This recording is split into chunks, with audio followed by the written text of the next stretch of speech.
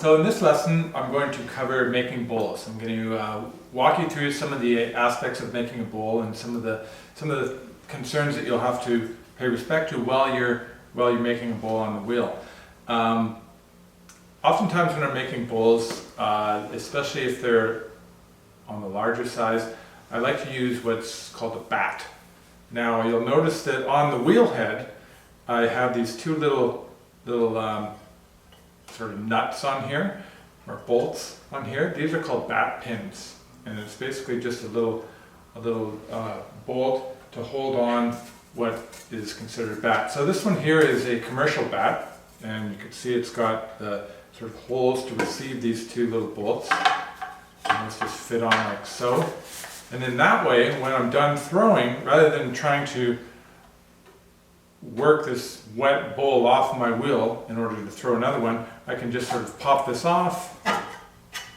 Oops. And move this aside, put another one on, and continue with my throwing. So you can see that this one here is sort of a commercially made one.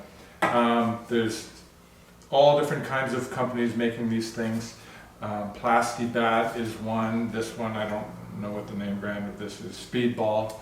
And then also there, you could, if you're lucky enough to have access to a wood shop, you can make your own.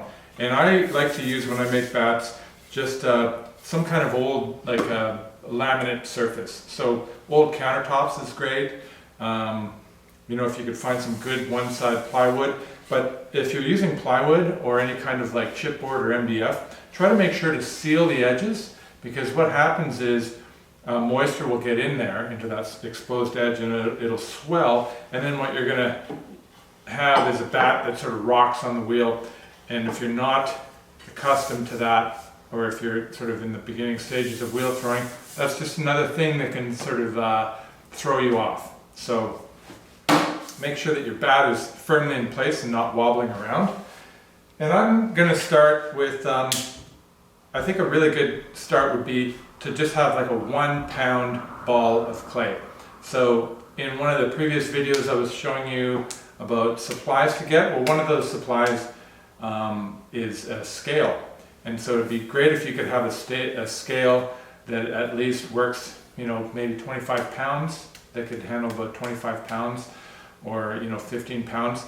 So I weighed out a bunch of balls that are 1 pound. And that way, like if you're making multiples of something, you can weigh out your balls of clay ahead of time, and then you know that you're using the same amount of clay for each thing, and you can get sort of the relative same size, you know, as a result. I find 1 pound a really good way to get started on a bowl. Always remember that the bowl that you're working with in wet clay is going to shrink around 10%, you know, give or take, depending on the clay body, from the time that you start with it to the time that it is fired and glazed. So if you think you have a nice big soup or cereal bowl, it might turn into a little dessert bowl by the end of it. So I always try to think about that and maybe make things a little bit bigger than what you think that they're going to be. Okay, so once again, centering. Going to throw it down there, make sure that it's nice and solid. Going to get some good speed going. Lean into it. Now I'm going to do that wedging part, up, down. So this is just preparing the clay to be made into a bowl. So I'm going up and down a couple times. Once I have it nice and centered, I'm going to release pressure, release my hands, and get ready to make the bowl. So at this stage here, I'm going to slow down. And I find with bowls in particular, because you're opening that up, the further out that bowl rim is going to be, the stronger that centrifugal force is going to be as it's spinning around. So as you open a bowl up, if you're going too fast, that centrifugal force is going to want to open up even more. It's going to really want to push your bowl open, and you'll find that sometimes if you're going too fast, depending on what kind of bowl you're making and how wet your clay is, it's going to want to spread out or slump. So I like to try to keep a fairly slow speed once I start making a bowl. So fast speed for centering, and then I kind of slow down as I'm making my bowl. So the tools that I'm going to use is sponge, okay? I have my favorite rib. I like the red ribs, really flexible. That's not to say that I can't use another rib, but it's nice to have a rib with sort of like a kidney-shaped rib that can sort of give you the inner form of a bowl. And then we have the metal rib. This is also one of my favorites. I tend to use this for almost everything I make. We have the wooden knife, okay, and the needle tool. Okay. So I'm going to start out making my center hole. Now, just like the cylinder, I'm going to go down to roughly where I think the bottom is going to be.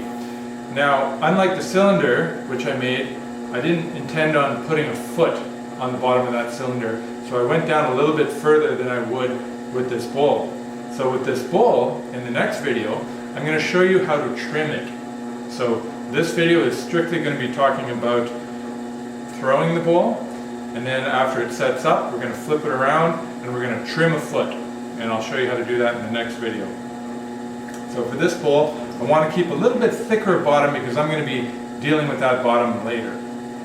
So there's going to be some clay that I'm going to trim off later. So I have a fairly thick bottom. Now, if you want, at this point, if you're just getting started, we could do what we did with the cylinder, where I took that needle tool, pressed it into the middle, slid my finger down until it touched the clay and pulled it open. And you can see there how much I have, roughly an inch of clay at the bottom. So that's plenty of room for me to trim a foot. So, give or take, an inch is lots of space. So now that I've made a hole, I'm going to want to make sure that I compress that bottom and cover that hole up. Okay. So now what I'm going to do is I'm going to raise these walls up, and then I'm going to push it out into that bowl form. So I'm not going to go out too far at this point. I'm going to bring that cylinder up, start with the cylinder, and then open that cylinder out. Now, because that cylinder rim is going to be stretched out to here, I want to make sure that I have quite a bit of meat on this rim. So I want this outer rim, the top part of the rim, to be fairly thick because it's going to stretch out as I open my bowl up.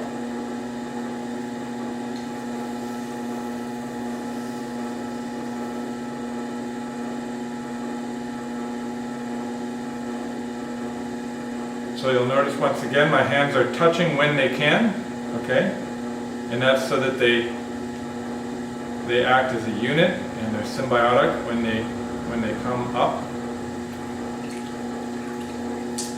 So that's the start. You'll see that I'm keeping quite a bit of thickness on the rim. I'm going to open up my bottom here. I'm going to take some of that meat from the bottom, bring it over to the side, and now I'm sort of pulling my bowl outwards. Get to the top, release pressure, release my hands. Okay, so at this stage I clearly have sort of a bowl shape, okay? So this is a really good opportunity for me to take this kidney-shaped rib and compress that bottom. I want to really try to have the clay forget that I put a hole in there, because I don't want that hole to come back. So I want to press down, and the one thing you want to do when you're compressing, you never want to go past the center.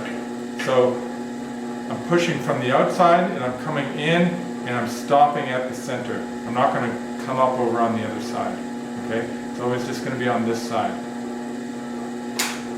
Okay, so the rim here is getting kind of thin, so I'm not going to be coming out much further, but I want to get rid of some of that excess clay at the bottom. So I'm going to sort of dig my fingers into the bottom. I'm going to pull some of that clay up into the body of the bowl, and then I'm going to pull it along here.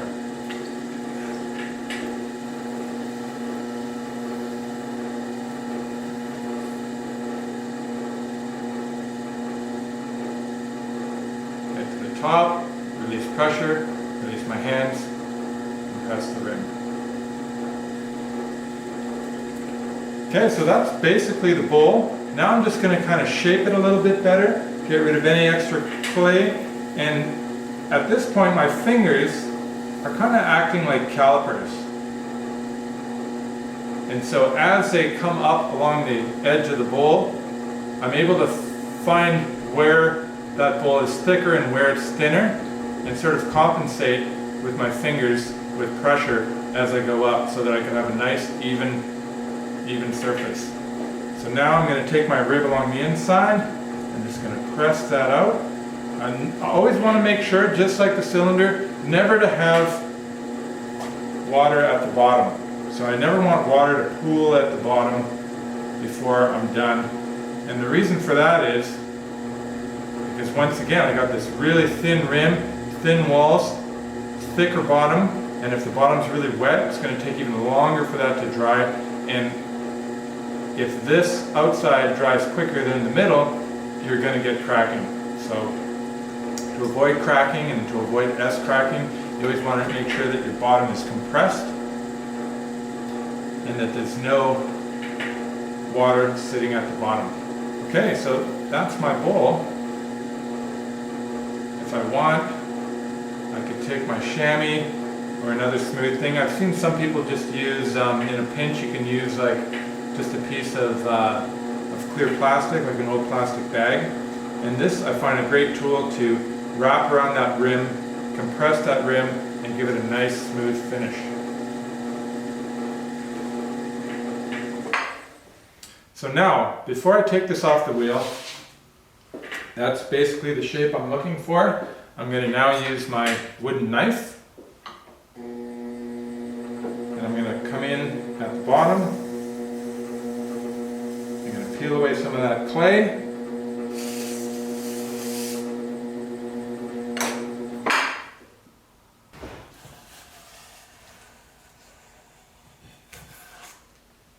And now, rather than trying to pick this up, I'm just going to take my bat.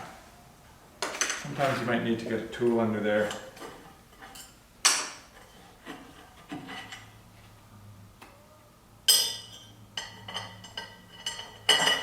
And now I can just set this aside and let it dry without messing with it too much. Okay, so that's a fairly open style of bowl. Maybe like a noodle bowl or something. Now I'm going to make sort of a more closed form, maybe the kind of bowl that you would sit with some soup on your lap, or maybe a cereal bowl.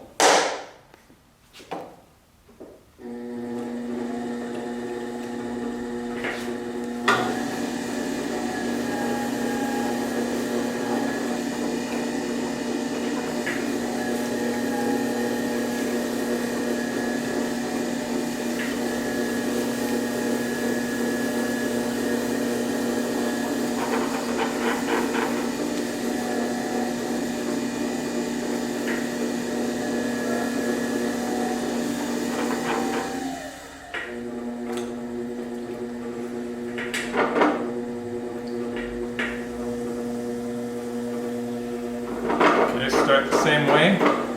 Now, the size of my lump, my sort of hump of clay, I want it to be roughly the size of my foot for this size of bowl. When we get into some bigger bowls, we'll talk about that later.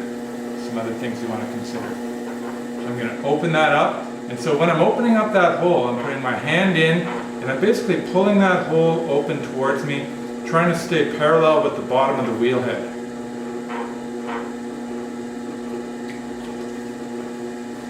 Now, if you want, you can take your tool, push it in, and then basically you got about an inch, which is great.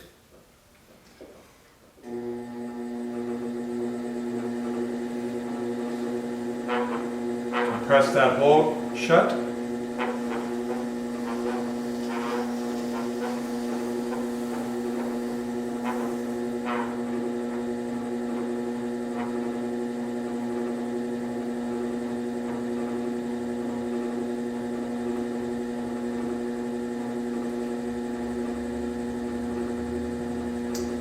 pressure, release my hands, compress the rim. Now you'll notice with this bowl, because I'm not going to be coming out as far, I don't have quite as much clay on the rim as I did with that one.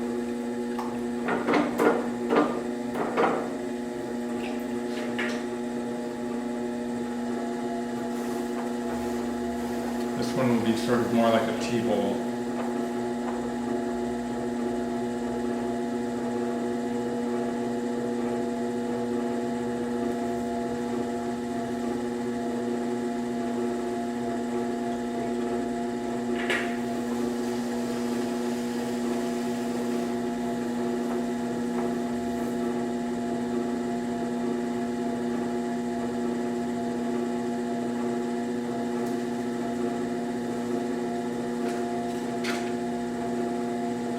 Water out of the bottom, take my rib, compressing that bottom, make sure not to get any S-cracking. I could get rid of some of those throwing lines on the inside, and do the same to the outside. You may want to keep some of the throwing lines, or you might want to use the rib to sort of embellish the surface a little bit. I'll leave that up to you.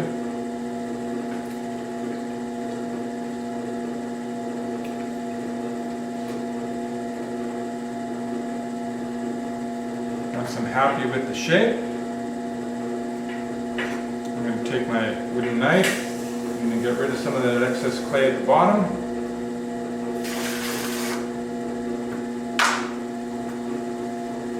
Take my wire tool, slice the bottom.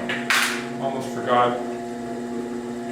Just take my chamois on that rim. Now it's really important, especially a bowl that you might be drinking out of, sort of slurping out of. You really want to make sure that this rim is nice and rounded, very smooth. Another thing, that a smooth, rounded rim will chip a lot less. Well, it's a lot less likely to chip than one that has a very, sharp corner or sharp edge. So you want to make sure that it's a nice, compressed and rounded rim.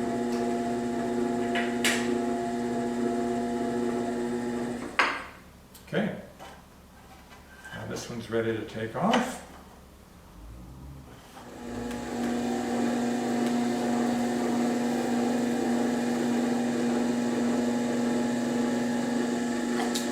Remember, while centering, I'm using this hand, it's tucked into my body, I'm pushing in. With this hand, I'm pulling in. I'm raising that clay up, pushing it down. And I'll usually do that a couple times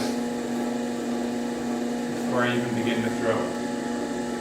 That's just preparing the clay once again, giving it that last bit of wedging, making sure there's no air pockets or anything like that in it.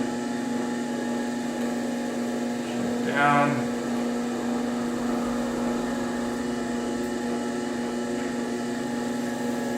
Opening up the hole. Once I get to the bottom, I'm going to take my thumb and I'm going to pull it towards me, trying to keep parallel to the bottom.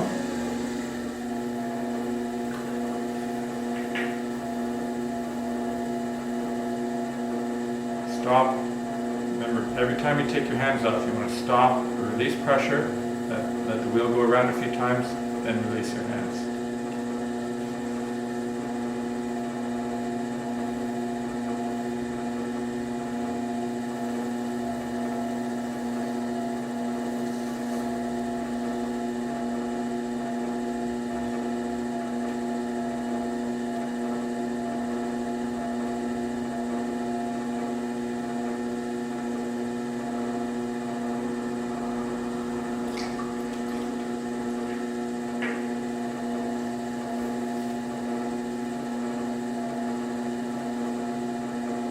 So these are 1 pound bowls. I'm using 1 pound of clay.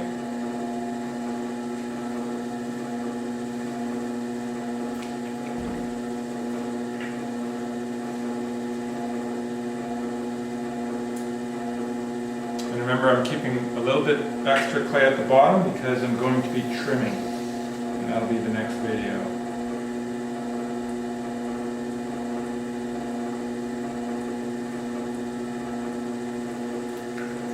Got my a rough shape. I'm going to make sure to compress the bottom, get any of that excess water out of there.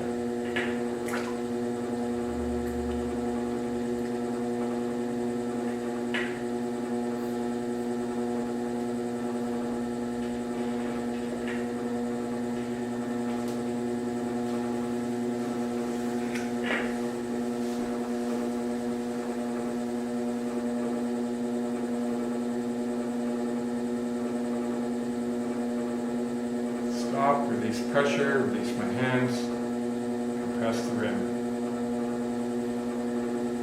Now these kidney-shaped ribs are great if you want to sort of really form that inside, get a nice gradual. Now with a bowl, I like a really round bottom. I really try to avoid a bowl that comes down and then flat. So I want the center part of the bowl to be the lowest part of the bowl. And I mean, that's an aesthetic choice. I'm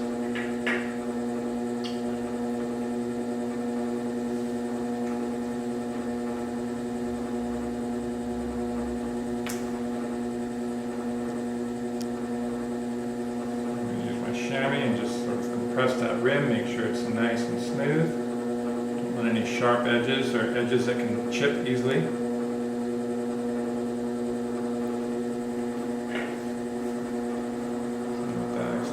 Slip at the bottom. Take my wooden knife. Get rid of some extra clay at the bottom.